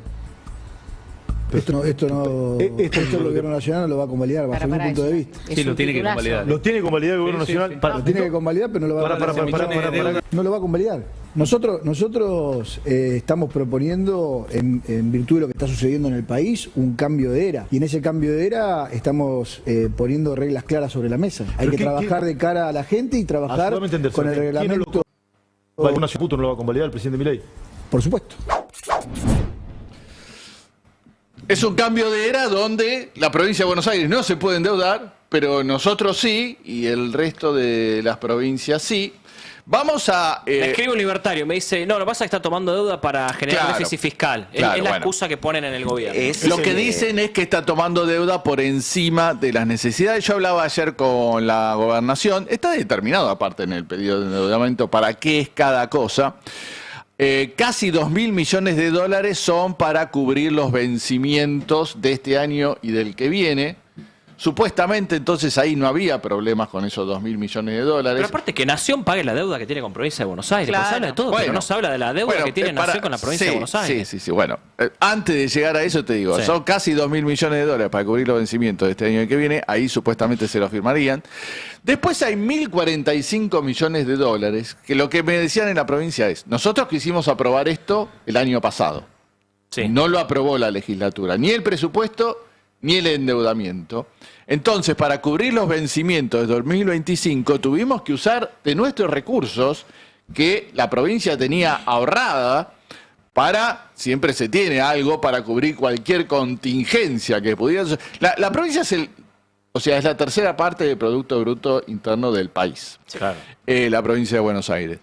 Obviamente tiene que tener algún tipo de reserva, porque siempre pasan inundaciones, desastres, imprevistos que pudieran ocurrir.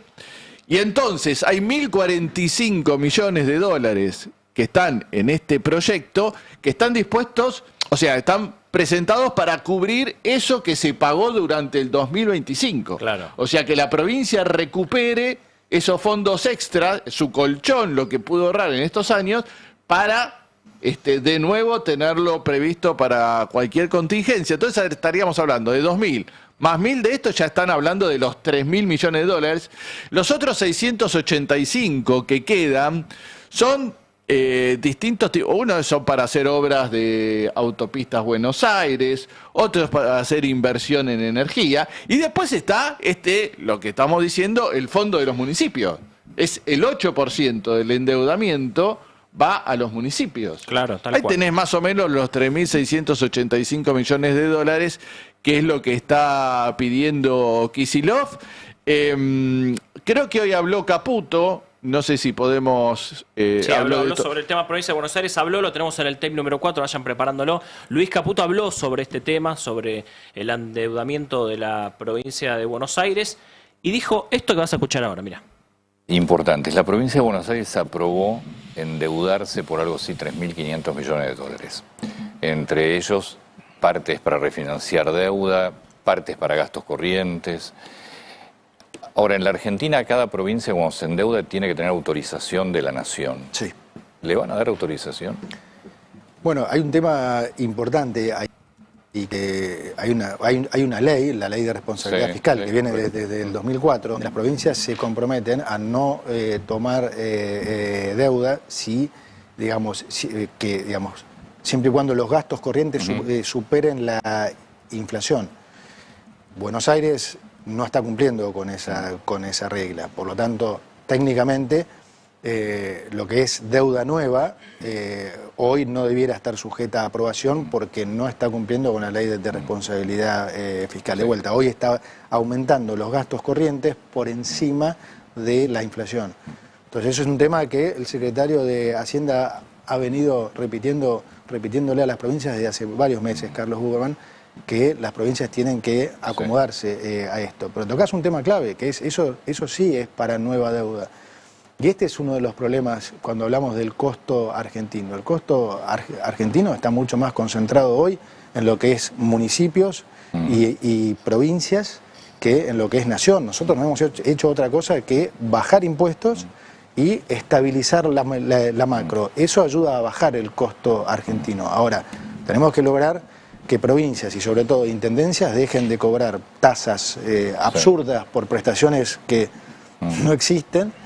Y tenemos que lograr bajar impuestos muy distorsivos como son a nivel provincial ingresos brutos y a nivel nacional el impuesto a los débitos y créditos.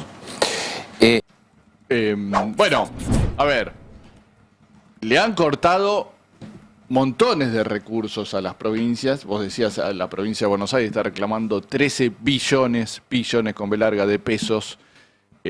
Y por eso, no solo Buenos Aires, sino otras están saliendo a los mercados. Pero es llamativo que cuando salen otras, la reacción es, ya tomó deuda la ciudad de Buenos Aires y ayer la provincia de Santa Fe.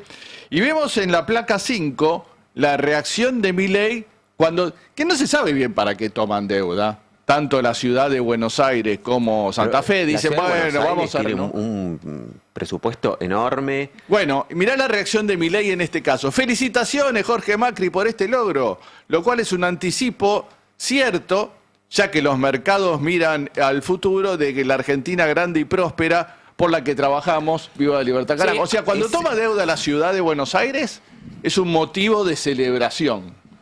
Cuando toma deuda la provincia, parece que es un caos absoluto y es un desastre y hay que prohibirlo. Es interesante también por todo lo que pasó en la legislatura.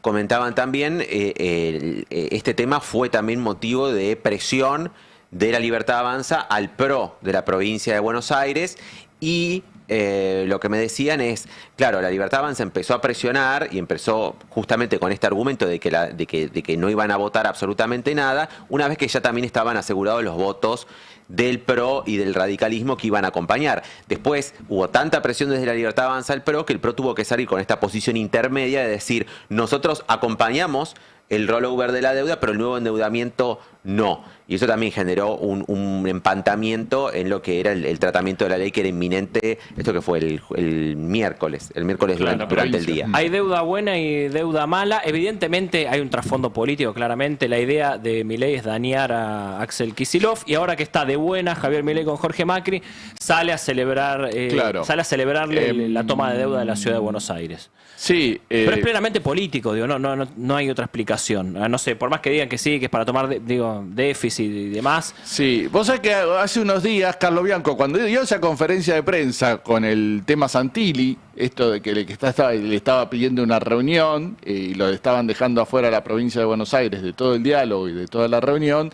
dijo en esa conferencia de prensa, antes los gobernadores para aprobar el presupuesto discutían obras y discutían recursos, a ver qué obra y qué recurso iba a estar dentro del presupuesto para que ellos aprobaran. Ahora le discuten un papelito, que era el aval para tomar deuda. ¿Cómo ha cambiado la vara, ¿no?, de la exigencia de los gobernadores, que efectivamente parece que le van a firmar tanto el presupuesto como esta reforma laboral, ¿no? Che, me cuentan que hay una visita reciente en la Casa Rosada, que fue de vuelta, ya hizo una excursión esta semana, participó inéditamente de la jura de un ministro, porque esto la verdad es que es la primera vez en la historia argentina que se ve que un embajador de Estados Unidos esté en primera fila en la jura de un ministro argentino y encima el ministro de Seguridad, en este caso la ministra de Seguridad Alejandra Montoliva.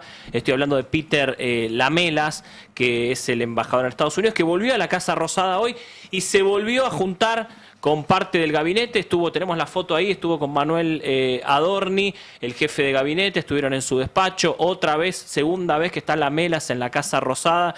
Otra vez, insisto, esto en medio del ruido que hay sobre la firma del acuerdo. Justamente hoy Milei tendría que haber estado sentado junto a Donald Trump. A las 2 de la tarde comienza el sorteo del Mundial en Washington. Y hay tensión entre Estados Unidos y Argentina por la firma del acuerdo. En medio de todo este ruido que hay y la nota de Infobae, insisto, sobre el enojo de Bessent con Milei por no haber ido a Estados Unidos, se da esta foto que ahí estamos viendo en pantalla, pero los que están en YouTube, Peter Lamelas y Manuel Adorni con las banderas de Estados Unidos y Argentina de fondo. Esto es lo que está pasando hoy en medio, insisto, del ruido que hay entre la firma del acuerdo entre Argentina y Estados Unidos. Me están escribiendo ahí sobre la noticia del día, sobre la vuelta de los mercados internacionales. Me están contando, a ver, dice, una fuente me dice Gran Consultor que el bono que anunció hoy muy feliz Luis Caputo es una especie de bono patriótico forzado. Me cuenta, llamaron a los grandes empresarios y los presionaron para que compren. Bueno, de hecho, un colega me decía, es como cuando Cavallo hacía bonos y obligaba a las AFJP a suscribir, a AFJPs y bancos. Sí, el mercado, digamos, en algún punto es un paso hacia adelante, pero bueno, también hay que leerlo en este contexto donde vos tenías supuestamente un repo con bancos, vos tenías un préstamo directamente con bancos que se suponía que iba a ser de 20.000 millones de dólares. Caputo ahora lo puede negar, pero en la previa de las elecciones él mismo habló de 20.000 millones de dólares para dar una señal de cara a esas elecciones. Después resultó que no eran 20.000 millones de dólares, después resultó que estábamos hablando de 6.000 o 7.000 y evidentemente las condiciones eran tan adversas que convenía sacar un bono bono, bueno, como dijiste vos, un bono patriótico, Claro. y tratar de cubrir este vencimiento de enero de manera interna, porque es un bono que va a ser suscripto por empresarios locales, por fondos comunes locales. Entonces, bueno, hay que ver cómo sigue este andar del 2026, pero mucho va a tener que ver con la acumulación de reservas y con estas demandas que llegan desde Estados Unidos, lo dijo Cavallo, lo dijo Redrado, lo dijo el FMI, bueno, que tienen que ver con acumular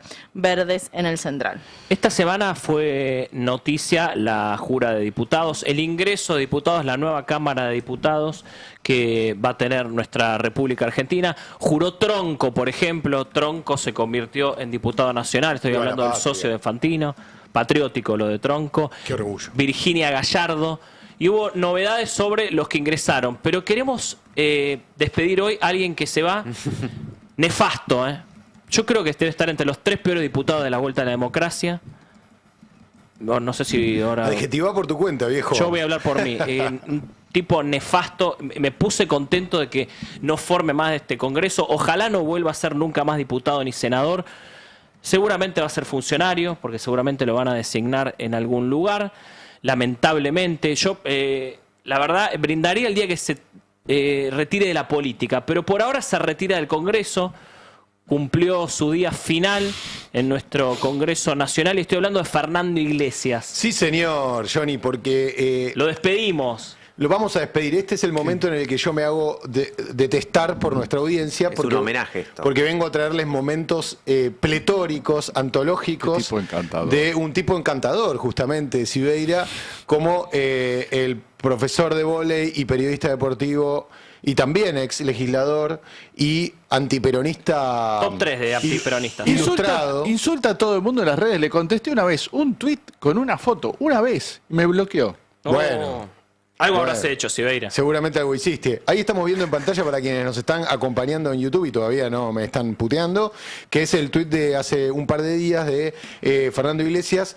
Dice: última sesión, fin de mi tercer mandato. Espero haber cumplido con la defensa de... Bueno, no. Espero haber cumplido con la defensa de los principios y valores con los que me comprometí. Escribió este señor Fernando Iglesias.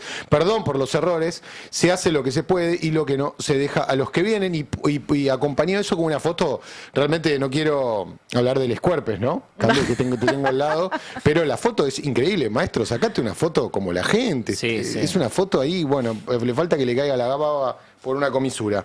En fin, ayer me dediqué a repasar un poco algunos grandes éxitos. Y tiene varios, de Fernando Iglesias, que una como te curaduría decía, complicada te tocó. Una curaduría complicada. Sí, bastante complicada, te digo, y además obviamente que es una cosa que me tendrían que pagar un plus por estrés, ¿no? Por estrés postraumático, por el trabajo insalubre. Fernando Adolfo Iglesias, primero les voy a contar un poquito, porque les decía que no es chiste lo que es entrenador de vóley y periodista deportivo.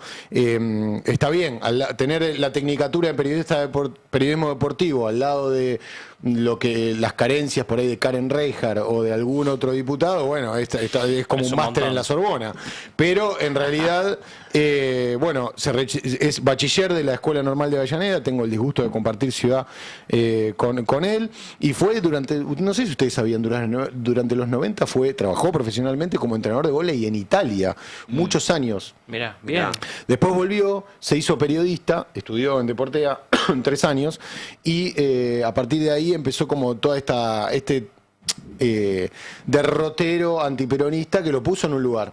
Viste que a veces en el periodismo tenés que tener un tema, que eso te ubica en algún lugar. Claro, cuando vos tenés un tema al que te dedicás de alguna manera específicamente, bueno, te da un pequeño lugar, aunque sea. A él no le dio ningún pequeño lugar, le dio un gran lugar. Claro, cuando algún canal necesita criticar el peronismo, lo llaman a él. Exactamente, y basó todo eso en su antiperonismo, a pesar de que viene de un origen casi de izquierda, Fernando Iglesias. Mirá. Él se dice que fue militante de los derechos humanos en los 70, pero hasta donde yo tengo más o menos chequeado, empezó en el trotskismo. Bueno, Leuco empezó en el PC, ¿no? Claro. O sea, no es el único que ha completado esa parábola. No es lo mismo el PC que el trotskismo igual. Bueno, perdón. No, el trotskismo es más duro, digo, Claro. el PC es Claro, ha sido pero más lo decía en relación a que, bueno, uno empieza por un lado y puede terminar en la otra punta Y es cierto del arco también, ideológico. el trotskismo también tiene un sector antiperonista también, digo, no está identificado con el peronismo. No, es por otro supuesto. debate bastante largo, me van a putear muchos troscos, pero es una realidad. No, peronistas no son, no quiere decir que sean gorilas. Tal cual, Claro, tal cual, claro, coincido. Pero bueno, hay muchos que sí son gorilas también. Hay. Hay una izquierda gorila. Tal cual. Y si de algún lado viene Fernando Iglesias, es de los más gorila, de la izquierda gorila, que además se graduó como licenciado en alto rendimiento deportivo en la Universidad Nacional de Lomas de Zamora. Bueno, supuestamente él aplica, Universidad Pública, exactamente, él aplica todos sus conocimientos sobre manejo de equipos para lo que después fue su tarea en la política. Bueno, Sibeira se ríe y yo no me río porque estoy hablando, si no también me reiría. Pero bueno, traigo algunos momentos épicos.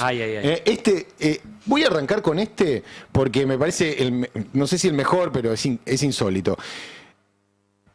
Fernando Iglesias elogia a Hitler, año 2019, en este tape 01. Chicos, por favor. Yo puedo preguntar, ¿vos no le reconoces nada bueno? Ponele a Videla. Bueno, no le reconoces nada bueno a Hitler. Hitler terminó con la desocupación. A mí me parece que reconocerle a Hitler que terminó con la desocupación. Que veníamos bien, Fernando. A mí me parece que reconocerle a Hitler que terminó con la desocupación, No, que es cierto, Fernando, es reconocerle un mérito no. a algo inaceptable.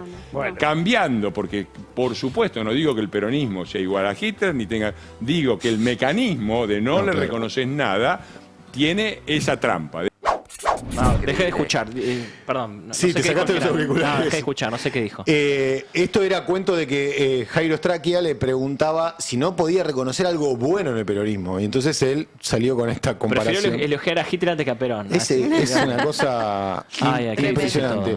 Una más de esta época, 2023, estaba en uso de la presidencia de la Cámara de Diputados Cecilia Moró, del Frente Renovador o del peronismo, y tuvo un cruce con Fernando Iglesias que era muy de gritar cosas desde la cámara sin que se escuchara en el micrófono, lo que también no lo puse, pero ¿se acuerdan que cuando Alberto Fernández en este mismo 2023 hizo la apertura de sesiones, se escuchaba que Iglesias le gritaba y él le decía, bueno, es un honor, justamente con Moró al lado, es un honor si vos me insultás, eso le decía Alberto Fernández. Bueno, pobre Alberto Fernández después no tuvo una muy buena presidencia. Tape 2, el cruce con Cecilia Moró en diputados en el año 2023. ¿Qué pasa, Iglesias? ¿Qué pasa? ¿Por qué no me decís de frente, pelotuda? Como me está diciendo por lo bajo. Sos un maleducado, sos un misógino maleducado. Sos un maleducado. Sos un maleducado y te voy a meter una cuestión de privilegio yo a vos. Machista, maleducado. Vení y decímelo de frente. Cobarde. Diputado Martínez en uso de la palabra. Cobarde. Nuestro repudio, presidenta. Nuestro repudio. Cobarde y maleducado. Nuestro repudio. Macho de vitrina sos vos. Nuestro repudio, presidenta, a los dichos del diputado Iglesias. Macho de vitrina es para remera, ¿eh? Sí, Cecilia es muy buena. Y aparte picante. Sí, picantísima Cecilia Moró. Termine pida la palabra. Qué gran momento. Me voy a olvidar cómo pasa todo en la Argentina. Macho de vitrina. Macho de vitrina es para Graf, te digo, un macho de vitrina menos. Sí, porque es un tipo que genera mala onda, es un tipo provocador, pero además mal, digamos, ¿no? O sea, tiene mucha actividad en redes, yo elegí videos, pero si uno va a sus tweets, bueno, es mucho peor lo que te pasó a vos, Fer. Yo creo que también me tiene bloqueado. Es una práctica común. Contesta permanentemente con algún insulto o el estudie o... No es ingenioso, porque hay gente es agresivo que es así siempre. Recalcitrante, pero que es ingeniosa, que puede generar, que es irónica, que tiene una altura también para eso, pero no es el... Pero lo que vos decís que muchas sesiones generó un clima de tensión, de mal humor y de violencia. Él poniendo nerviosa a la gente porque permanentemente les habla arriba, los insulta, qué sé yo. Un poco lo que intentó hacer Lemoyne. Me parece que Lemoyne el otro día quiere copiar, o sea, quiere convertirse en un poco la sucesora de Iglesias. Sí, creo que la diferencia entre Lemoyne y él, y si estoy equivocado, corríjanme, es que Lemoyne trabaja para un colectivo, que uno puede estar de acuerdo o no, con el que la libertad avanza, pero trabaja en pos de la libertad avanza. Sí. Creo que Fernando Iglesias siempre fue un solista. Sí. Fue un tenista solitario, digamos, que siempre hizo su juego antiperonista y en algún momento le sirvió al PRO, en algún momento Mauricio le sirvió a Macri Carrillo. lo estima muchísimo. Javier Milei también le van a dar un cargo ahora, internacional. Claro, presentaron el placer para presentarlo como embajador ante la Unión Europea. Sí, exactamente. O sea, un cargo extraordinario. Extraordinario. Sí, con caro, un sueldazo, caro ¿no? que pagamos todos. Sí, pero lo quieren mucho, digo, referentes importantes, no sé, Mauricio Macri, Javier Milei, digo, referentes importantes en el antiperonismo lo tienen como un faro, ¿viste? Como no me toquen a Fernando Iglesias, ¿viste? Genera eso también en ese ámbito. Completamente.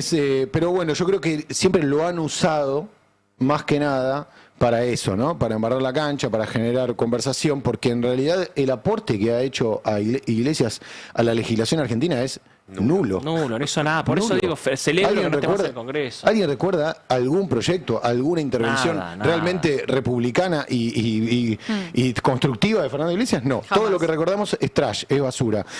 Y por eso a Jorge Asís le cae muy mal Fernando Iglesias. Esto me consta por el trabajo que hice en la biografía. La vendí ayer, no la voy a volver a vender hoy. Pero bueno, si quieren, lean Turco, Vida, Obra y Secreto de Jorge Asís. Cuando trabajamos con Pablo Perantón sobre esto, alguien muy cercano, justamente una persona con la que Zenén Piegari, y acá pego una fuente con la que Zenén Piegari para hablar de Asís, me decía, si hay una persona que el Turco Asís detesta y desprecia, es Fernando Iglesias. Mirá.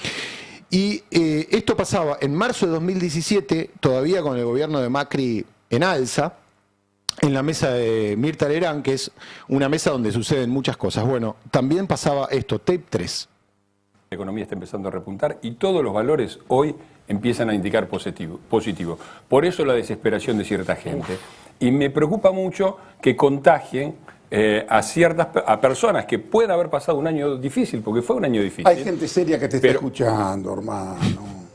Hay gente seria que te Vos sos el amistoso escucha. y no agresivo. Pero no, recitas un verso que yo creo que vos no te lo crees. Mira vos. No te lo crees. Mirá, está bien los indicadores, Asís, muy bien, Asís. pero esto no es así. Te recuerdo que el director del INDEC es un peronista, Todesca. Te recuerdo además que la patota de UPCN lo fue a apretar.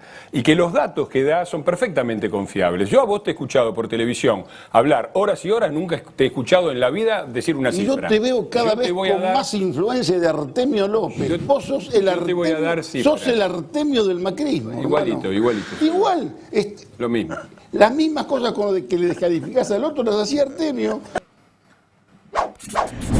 Bueno. Tremendo. Le mandamos un abrazo muy grande a Artemio López. Un abrazo a Artemio López y a Jorge Asís. Bueno, también. tenía uno que no nos va a entrar, que es Fernando Iglesias, que fue padre grande, a los 60 y pico años. Ah, mira. Sí, algunos dicen que debutó a los 64. Dicen y fue que padre a los 65. Dicen que su compañera es peronista encima, ¿no? Estaba ese mito que la novia era peronista. No lo sé, pero mirá, escuchemos la experiencia de paternidad casi en la tercera edad de Fernando Iglesias. Con Hernán Iglesias. ¿Cómo explicás lo que pasó? ¿Por qué tener hijos a los 65, 68 años? Bueno, no hubo oportunidad antes. Yo tuve una pareja prolongada en Italia, en condiciones muy particulares, cuando era entrenador de voleibol, muy inestables. Una pareja que tenía sus inconvenientes propios y no creí que fue el momento. Fue uno de los motivos de la separación, entre otros. Después tuve un periodo de gloria tanguera, donde me dediqué a ser bailarín de tango y picaflor durante mucho tiempo. Y después conocí a Ana, mi actual mujer, de la que me enamoré tremendamente, que tiene 27 años menos que yo. Así que yo tenía claro que en algún momento el proyecto de construir una vida en común con Ana venía con los hijos. No es que estaba entusiasmadísimo, pero me parecía que era una aventura interesante. A veces decía que todo lo que no se renueva muere, ¿no? Y bueno, Fernando Iglesias. Y ahora sí cierro rápido con esta imagen que quedará en la posteridad y con esto nos vamos, ¿no? Sí, señor. Claro, a esto se va a dedicar de ahora en adelante. Claro, exactamente. A esto se va a dedicar ahora, mirá. A rascarse. Gracias, nos vemos lunes. Gracias por todo. Vamos, viene Murano. Chau, el pase. Chau. Gracias. Chau. El Destape 1070. Radio y punto.